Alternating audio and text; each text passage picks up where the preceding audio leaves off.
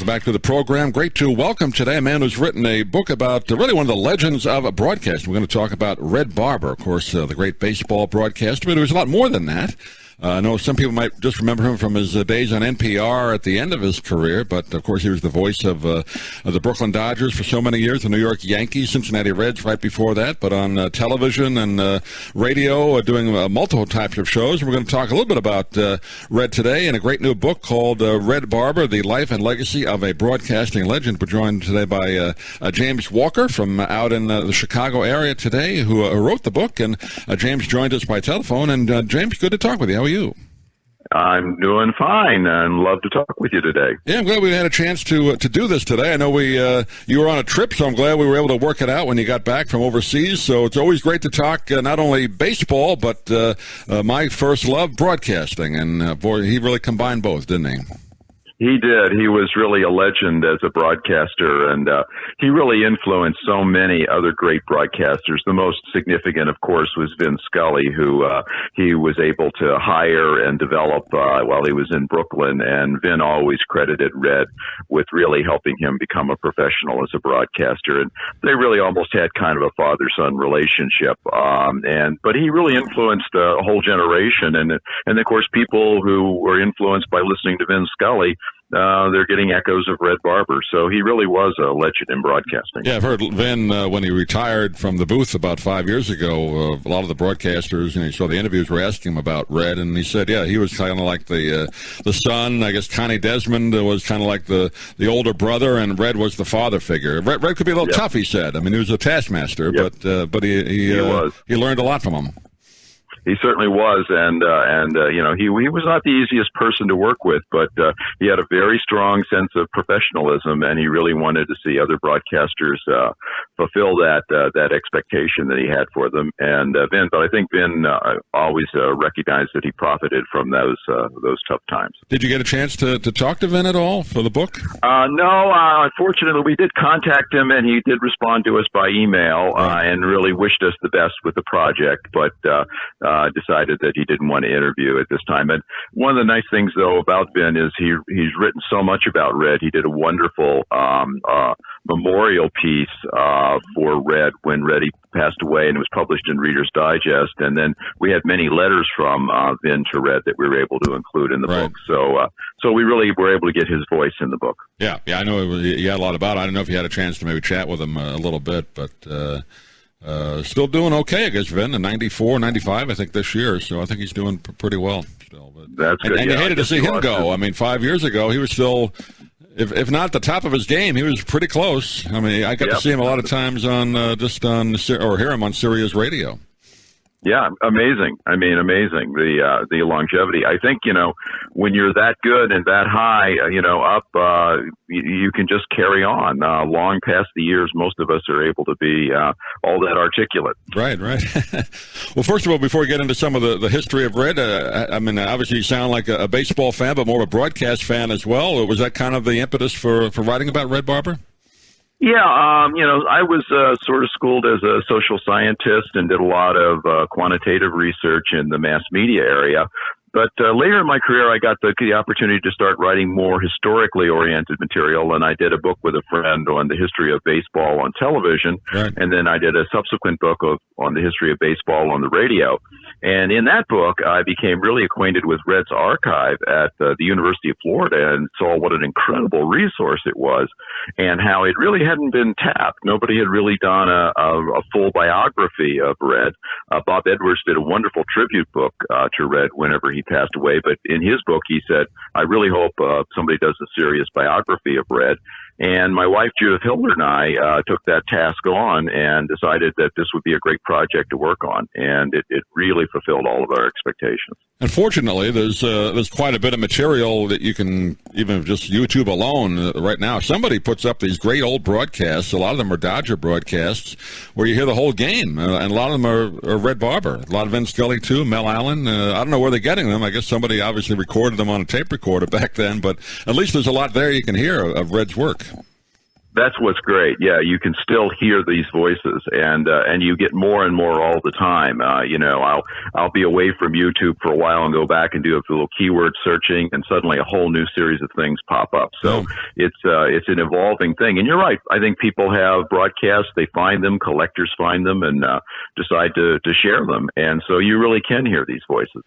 And he really pretty much invented, I think, the way baseball is done on radio. I think I grew up in New York. I taught the tail end of his career, but Marty Glickman, I think, invented how you do basketball. And I think Red Barber, you'd have to say, invented how to do baseball, at least the way it should be done, right, on radio. Yeah, I think so. He's the one that really professionalized the role of broadcasting. There certainly were great broadcasters before him, and he readily acknowledges that. He always credited Graham McNamee as somebody who really stimulated him and somebody he wanted to emulate.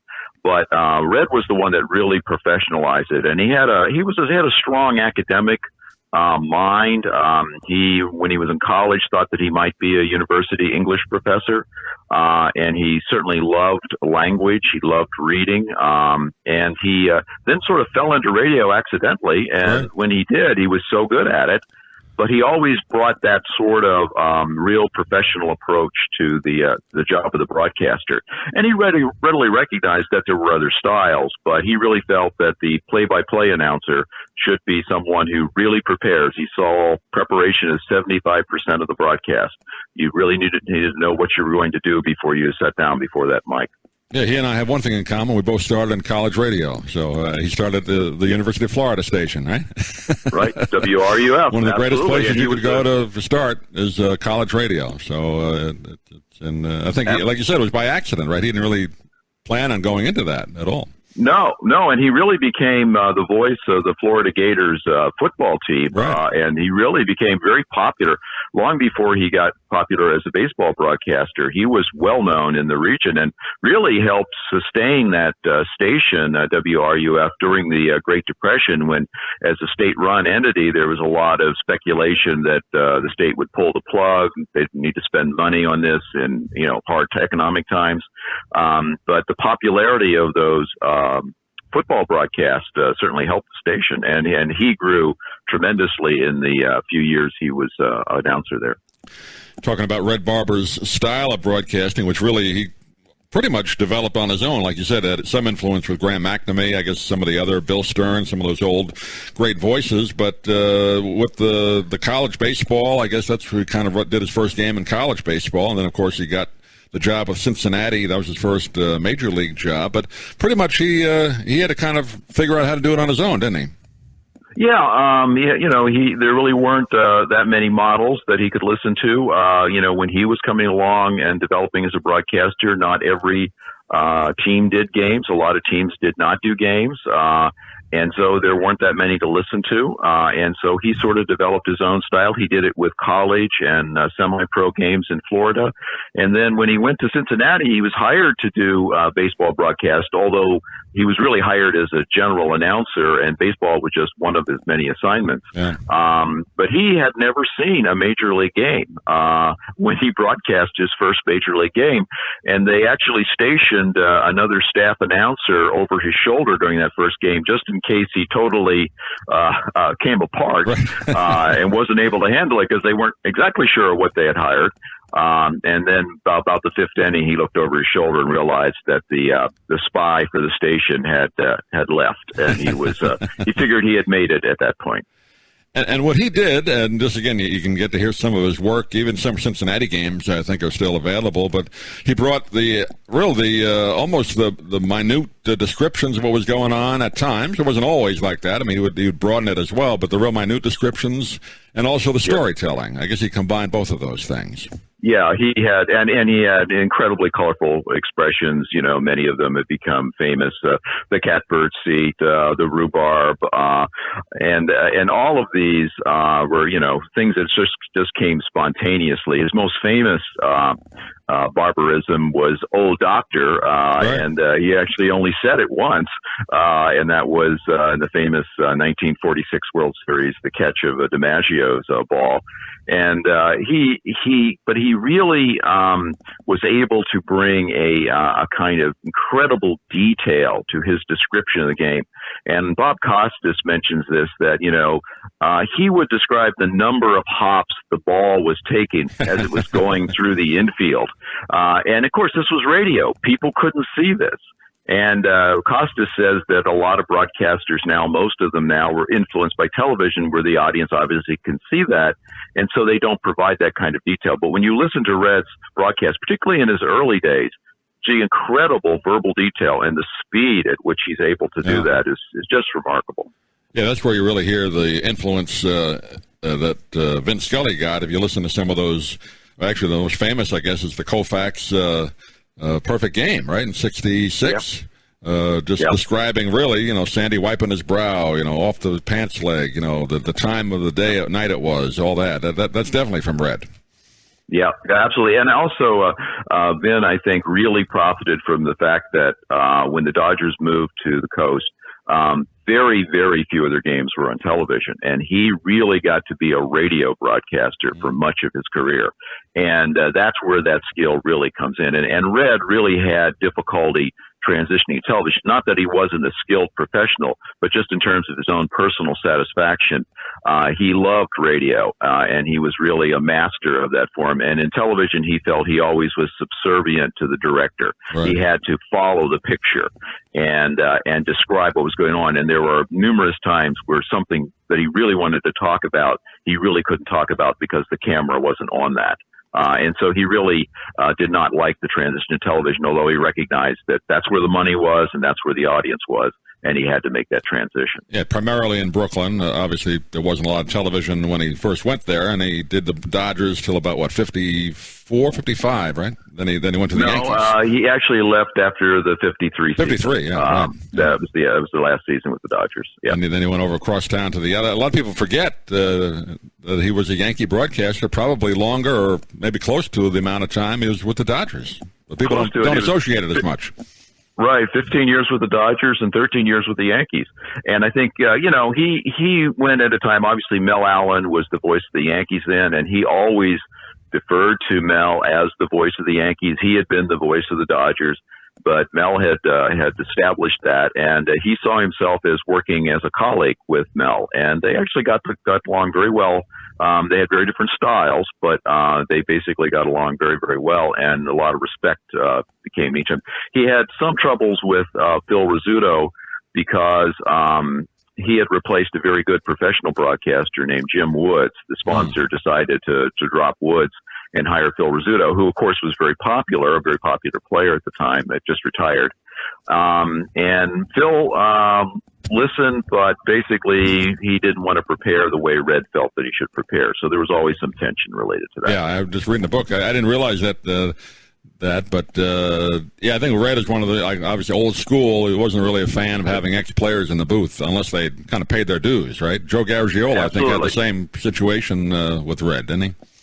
Yeah, initially, I think it was a little different situation in that Joe was a very established broadcaster. He had quite a few years of experience when he worked with Red, and Joe had a tendency at the time perhaps to talk over or to interrupt, and rather than sort of taking turns. And he did that a couple of times to Red, and Red, had a confrontation with him, and they got that straightened out. And then later, what's really wonderful when you get a chance to look at the archive and see some of the letters, there's some really nice letter later in their career after Red embraced Joe and Joe embraced Red, and they really grew to really respect each other. And Red began to see Joe as a really excellent professional, who in the mold that he saw a professional broadcaster. So there was some tension initially, but that was repaired over time. Yeah, Joe, Garagiola had a chance to talk to him once. Nice man. But really, when you look at his career, forgetting that he was a ball player, he did so many things in broadcasting other than sports. I mean, he did the Today Show, he did a game show, he did the parades, and news. On radio and TV. So, I mean, he became a great broadcaster, all-around broadcaster. Absolutely, and the dog show. I think Dog that show, was right, something right. that some people knew him from that. Yeah. Right, yeah. Of course, Red, like we said, with the Dodgers and left in '53, and he could be a little prickly, though, right? I mean, I've heard stories even before I read your book. Kind of a stickler for money and what he wanted, and if he didn't get it, he just said, "I'm not going to do it." Right? I mean, he could be a little tough. Yeah. The reason he left the Dodgers, the real reason is Walter O'Malley took over the team, and Branch Rickey had been really almost a second father to Red, and he really respected Branch Rickey a lot. And Red he himself admits, had been kind of spoiled. Larry McPhail and Branch Rickey had been his first two bosses in broadcasting, at least with the team, and they left him alone. They let him do what he needed to do. They respected him, and they were hands off. O'Malley was a little bit more likely to say something, not directly interfere that much, but maybe a snide comment here or there. And Red, particularly at that time, kind of at the height of his popularity and power, really resented that.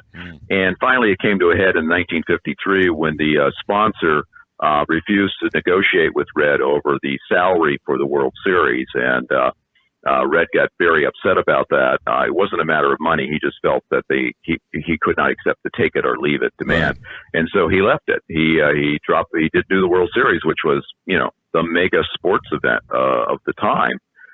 He had done many of them before that, but when he left, O'Malley just said, "Well, that's your business," and Red really resented that. So that was sort of the reason. But the Yankees also made a very strong offer, and Red actually went to the Yankees to do interviews, to do the pregame and postgame show.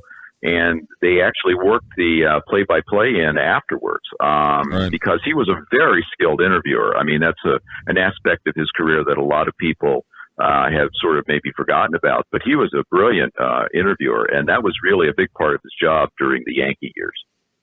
Yeah, he did so much other, we mentioned before, went on about other than broadcasting baseball. I mean, he did entertainment shows, which I didn't realize till I read your book, but I remember as a kid he did commercials for, I think it was Tropicana orange juice. I remember those. So he did so many things. The interview show, like you mentioned, it wasn't always sports either. I mean, he talked to different people. Show business. Right, and he was a spokesman for General Electric, and the guy that replaced him was somebody named Ronald Reagan, right, that you may have heard of from somewhere else. Yeah, one of those guys. And again, I mentioned before I went on, my uncle, who was in the show business, singer Tom Dillon, was the shepherd of the Lambs Club, and people know the Friars Club. Lambs Club was a similar organization, and Red was part of that because he did so many things involved with show business other than baseball. So he was part of that world. Mel Allen, too. Yeah, that's true. And Red was an executive. He had a long run, more than 10 years at CBS, essentially as head of their sports department, which was primarily radio when he started, and then, of course, shifted to more focus on television as we moved into the mid-'50s. And so he was doing that job as an executive, obviously more in the off-season, but it was a very time-consuming thing. And that's one of the reasons he had a really serious health crisis in 1948. Bleeding ulcer almost killed him. He almost died in Pittsburgh. And after that, he really kind of went through a kind of transformation where he started to see life in a little different perspective. This happens when he's 40 years old. He's kind of at the height of his popularity. He's earning a very substantial income for the time.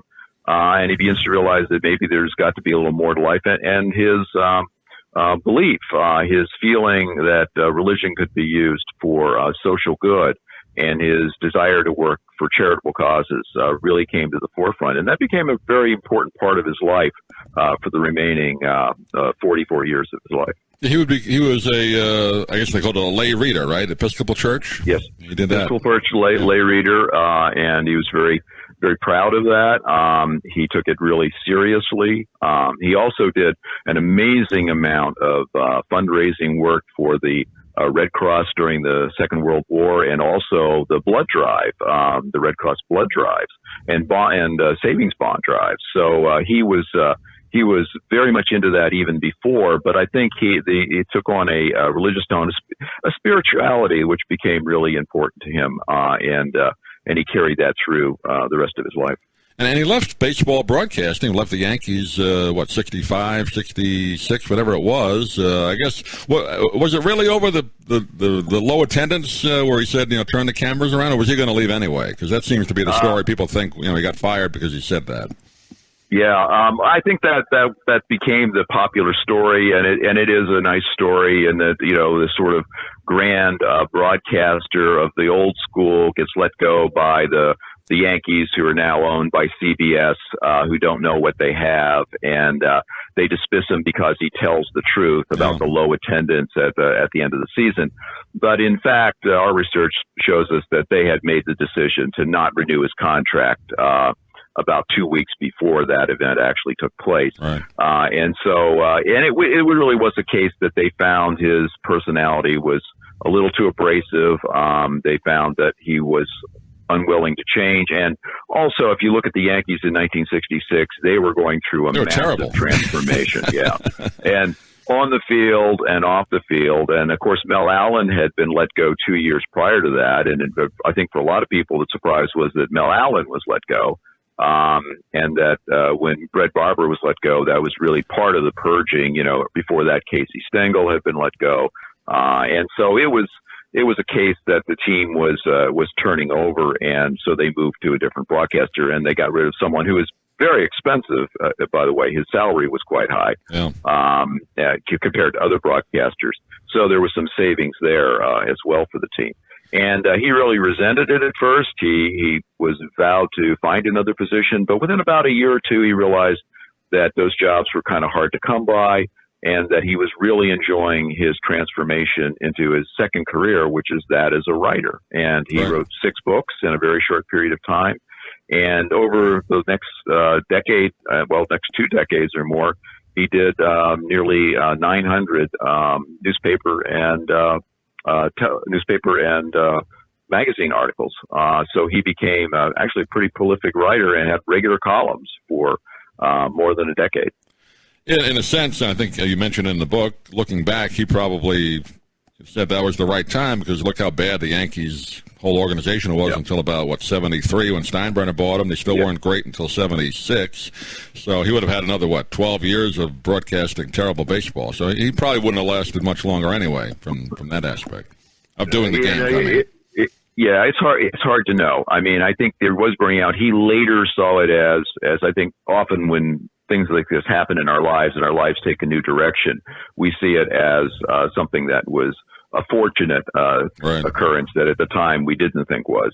But and he certainly saw it that way, because he really was able to make that. But I think he would have continued, and he actually saw the rebuilding of the Yankees going to the bottom and then reemerging as an exciting story, and he saw it as something that was a challenge for him. And he had done that with the Reds back in the 1930s. They were a terrible team whenever he came in. So he actually wasn't afraid of that.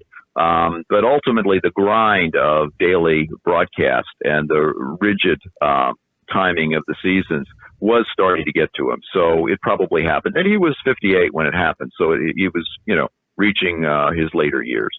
And again, the people of later generations remember him, if they do remember him at all, which I hope they do, is the weekly visits on NPR on Fridays. I got to hear quite a bit of those when I moved down to Florida here. And just a short segment, you always, would hope it'd go on longer. I think it was about 4 or 5 minutes. It wasn't necessarily about baseball. Sometimes it had to do with, his garden or something. Very entertaining, though. Yep.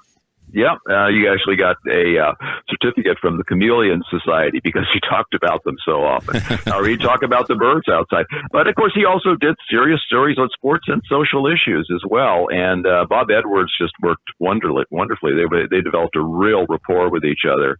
And what's so great is somebody in their 70s whose health isn't all that great at the time, and he's, pretty much not going to travel that much or be as active.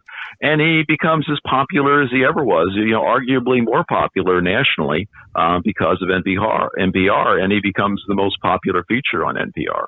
So it was a really amazing thing. That doesn't happen to too many people in their 70s. No. And he was able to do it from home, which made it easy for him, living down here in Florida. So, it was a great segment. And by the time you got into it, he said, you got to wrap it up. Too bad they didn't make them longer, but I guess Maybe that's the way that should have been done. 4 minutes.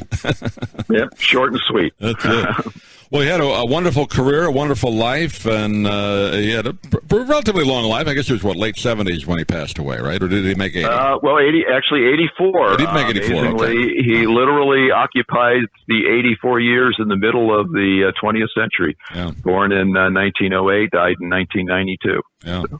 Good life, and left, like we said, a great legacy, not only of his own work, but passed it along to the great Vin Scully, who did it for 67 years. And unfortunately, Jim, I just don't hear those kind of announcers anymore. There's some good ones, but that style is pretty much gone, unfortunately. Yeah. It's a different media world, and but I guess we can treasure the past, like when we watch an older film, a classic film or something like that. We treasure that, even though that isn't the popular style at the moment. And elements of those broadcasters are going to reappear in different forms. And I think a lot of broadcasters still have learned things. The thing that Red learned, not to talk over the crowd when something dramatic happened on the field, to let the audience enjoy the sound of the crowd before breaking in. Things like that are things that broadcasters have internalized and do today, and they often reflect that Vin Scully. They learned it from Vin Scully, and of course Vin Scully learned it from Red Barber. Yeah, no doubt. Red Barber, The Life and Legacy of a Broadcasting Legend is the title of the book. We've been talking with James Walker today. James, I know the book's been out a month or so, but where can they get it? I guess everywhere. Do you have a website you want to direct people to? Well, I guess University of Nebraska website. Just type in University of Nebraska Press, not University of Nebraska, University of Nebraska Press, and go to their website. You'd probably be able to buy it there and probably get about the best price. But you can get it really anywhere online, and then it seems to be stocked in a lot of Barnes and Noble stores that I've seen. I can't really speak to other bookstores, but I do know that they stock them in a fair number of Barnes and Nobles. Great. But basically online, you can find it anywhere. And we'll put a link on our website as well. But James, really great pleasure to talk to you. Thanks for taking the time. I know we kept you longer than we said, but I could talk about broadcasting all day, as you probably can too. But we'll let you go for now, and we'll hopefully can talk to you again. Okay, it's been a pleasure, and really enjoyed talking with you. I'm Stan Brock. 30 years ago, I formed Remote Area Medical to help people overseas. But then we found generations of families in America isolated by poverty from the health care they need. Together, we can take dental, vision, and medical help to 1 million adults and their kids, right here at home in the United States of America.